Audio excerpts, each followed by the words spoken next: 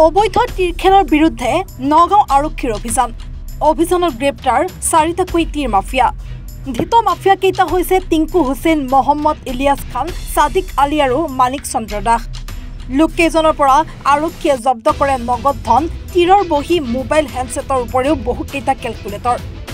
লোকজনৰ বিৰুদ্ধে 180/2024 নম্বৰত নগাঁও সদৰ আৰক্ষী থানাত গোচৰ ৰুজু হৈছে। ধৃত তীৰ মাফিয়া কেইজনৰ ঘৰ নগাঁৱৰ আমিনপট্টি বেঙেনা পছলুখোৱাত বুলি জানিব পৰা গৈছে। নগাঁৱৰ পৰা তুষ্ণা ৰঞ্জন বৰাৰ ৰিপৰ্ট, এনি ভাৰত 24।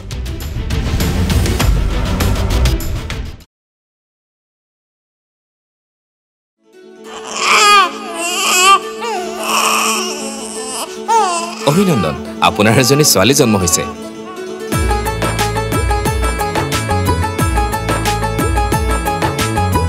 লাহি পাহি এজনী পৰি আহিলে ঘৰখন